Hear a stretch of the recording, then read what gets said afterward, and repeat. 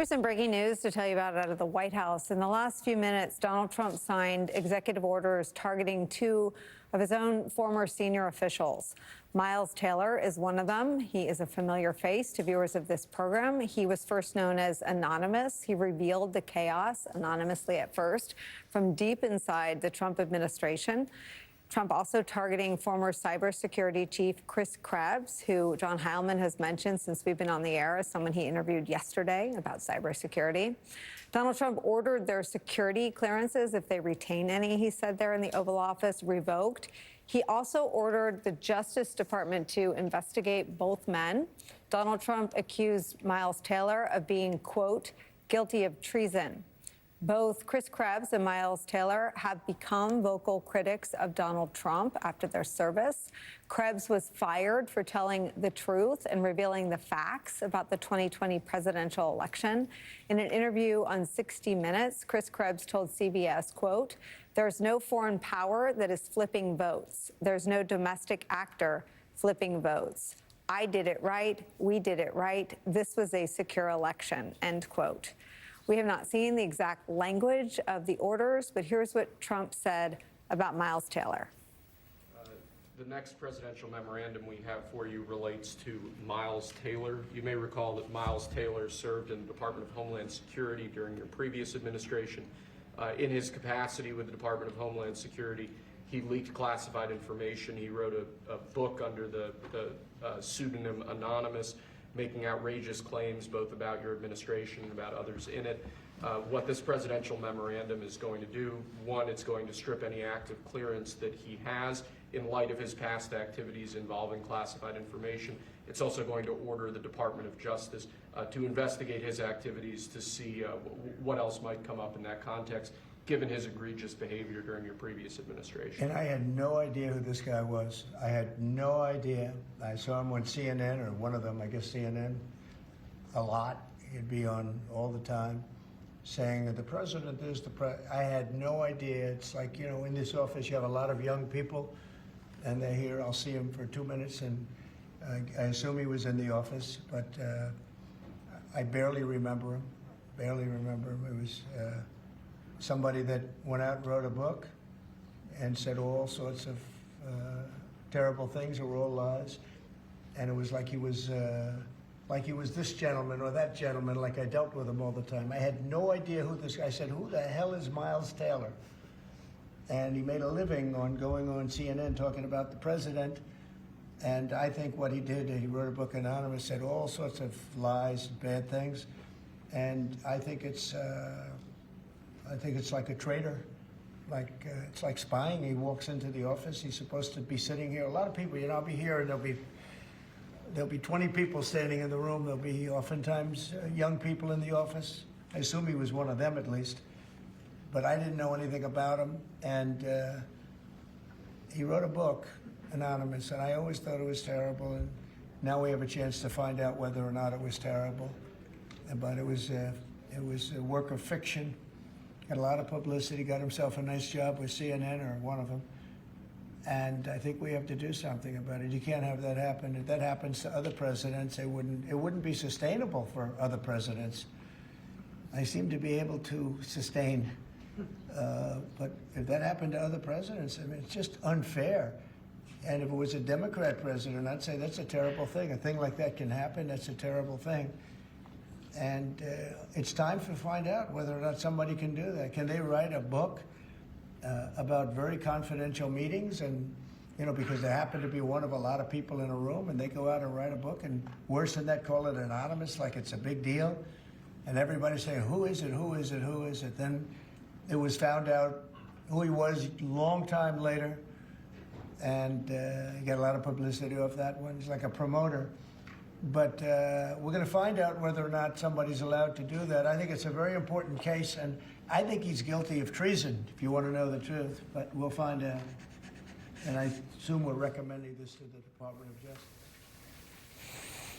An accusation there of treason for Miles Taylor, a former official at the Department of Homeland Security. Joining our conversation is the publisher of The Bulwark, host of the podcast, The Focus Group. Sarah Longwell's here. A long-time journalist who's covered Trump for a long time said that after this reversal, having to reverse himself on tariffs because the markets were so bad, they were an embarrassment to Donald Trump. She said, she warned, she said, he'll become meaner. He'll turn up the volume on the retribution stuff and the cruelty on the domestic front. I don't know that there's any correlation. Those executive orders look typed up and ready to go and ready to hand to him. Maybe it was always the plan to do that today. But what is your sense of the political backdrop against which all of today's events have taken place?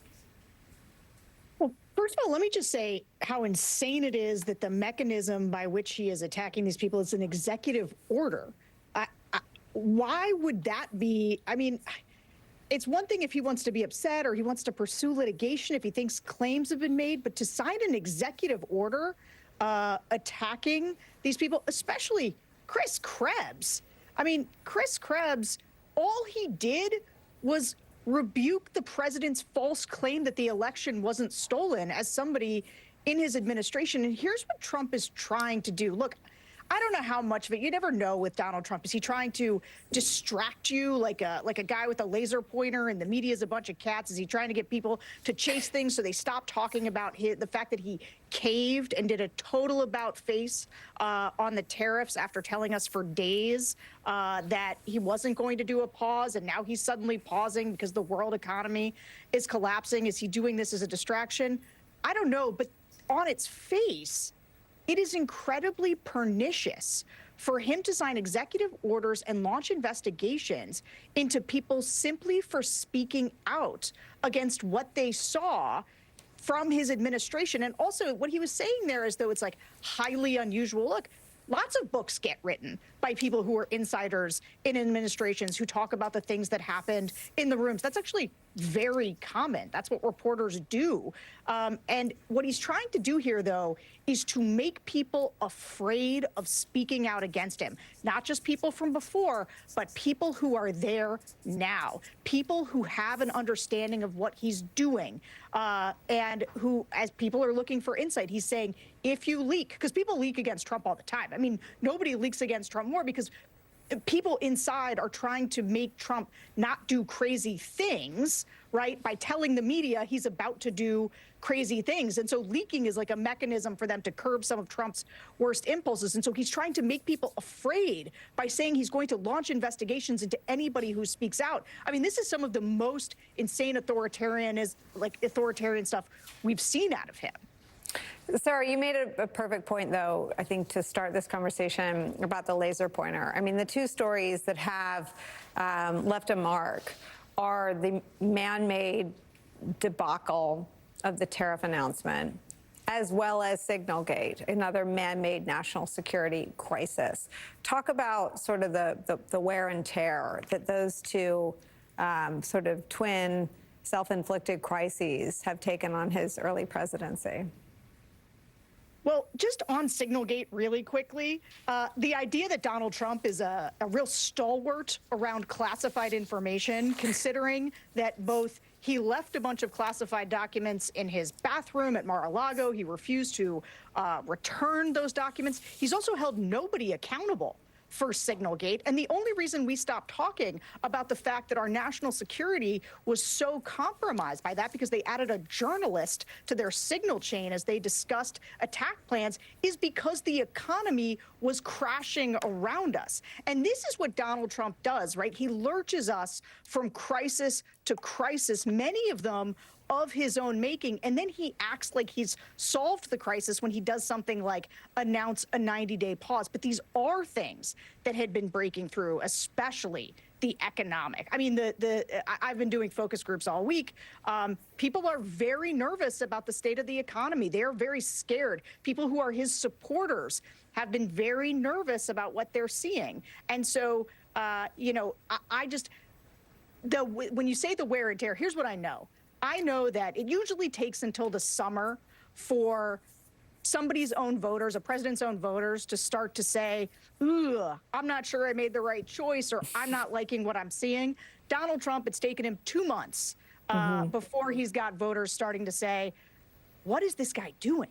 And why is he doing it? This is nuts. I want to ask you one more quick question about politics, and then I want to bring John Heilman into our conversation. Miles Taylor has responded to Trump's attack. One of the things that we've talked about for 9 years, and it feels like snowflakes, right? But there is a thing in the Trump voter that they need an off-ramp. And I wonder if the tariffs and the intentional damage to the economy is one such off-ramp. You know, Donald Trump talked awkwardly about groceries, but he did run on making things cheaper. And he did, the day he got elected, start talking about things going up. I wonder if that sort of bait and switch has registered. No, it is absolutely registered. And here's the thing, like, I always try to make this distinction between the hardcore MAGA types, right, who are going to give Trump a lot of leeway, and the big part of the Trump voter coalition were just people who wanted prices lowered. And they're different from hardcore MAGA people, right? They wanted things to be cheaper. Trump's a businessman. I think he's going to make things cheaper. And when he fails to do that, it drives a knife through right through the heart of the central mythology around Trump, which is that his business acumen can somehow make the economy better for everybody. And so that's what's happening right now, is people are feeling like, oh, wait, he's not making the economy better. Prices aren't going down. And I think that is the off-ramp, not for everybody in the Trump coalition, but for a certain chunk of voters. I teased the response from Miles Taylor. I have to sneak in a quick break. We'll bring that to you on the other side. So, John Hyland, Miles Taylor has responded.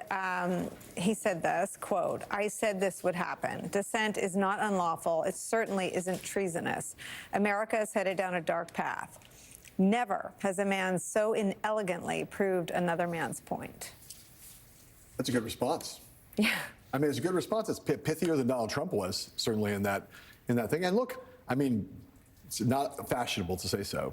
Not only is dissent not unlawful, you know, dissent is wonderful. You know, and again, if we live on Earth One, you know, the notion of dissent is central to the American concept of democracy, and why we think, you know, within limits, not, you know, not making threats, not physical violence, but dissenting through your voice, making the comments, saying the things you want to say, is something that we value in normal times in our democracy. I think it's, you know, the question, you know, Trump campaigned on. It was a campaign of retribution from the very beginning. I am your retribution. What he really meant was, I am my retribution, and I have a list. And the list is, we're finding out how long that list is now, that, you know, that there are people at the very top of the list, and there are people who you've never heard of who are on that list, and there are people who were just career prosecutors who are apparently on that list. But every day we're learning that the list is really long, and that Donald Trump is making his way through it. And as terrible as it is to see him carrying out a campaign of retribution against people who do not deserve it, like Miles Taylor and Chris Krebs, of all people, who was really just came out and said, our election systems were not violated by foreign or domestic actors. The numbers that came out of those systems were correct. You know, that as bad as it is, the question that's begged is, at some point he's going to get to the end of that list, and then who's he going to come after? What's the answer? You know, well, I think some of the people who've been taken down to El Salvador for no apparent legal reason, they're starting to. That's a tip of the hat towards what we're talking about. But you know, Trump's retribution, in his mind, he has a lot of people who he thinks are enemies. And eventually, I mean, at the rate he's going, he's going to, like I say, he's going to run out of people on that list. And I think that retribution then starts to be against classes of people who he thinks are his enemies and who he thinks are America's enemies. And that will be, as terrible as these retributive moves have been, that will be a larger scale operation, and it's really, really very dangerous for American democracy. Sarah, you get the last word. Yeah, look, I don't want to give Trump any ideas about who to go after, but I will say this. He has always reserved his greatest ire for people who were members of the Republican Party who have stood up to him. And as a result, you have seen the vast majority of the Republican Party cave. But people should come to Chris and Miles' defenses here. Like, this is if people let them hang out to dry, if people act like this is okay because it's not them, they're going to get to you eventually. And so I hope all the people in the first part of the Trump administration who think that this is vile, who maybe also spoke out against him, I hope that everybody speaks up now to say that this is wrong. Really, really important point. And I think that the human reaction that Trump tries to put in motion, you see it with the most powerful law firms in the country, is that people go in and save their own rear ends, hoping that it won't come to pass. But to John Heilman's point, he's got 4 years. Like, he'll get to everybody. He has nothing but time. Sarah Longwell, John Heilman, thank you for spending time with us today.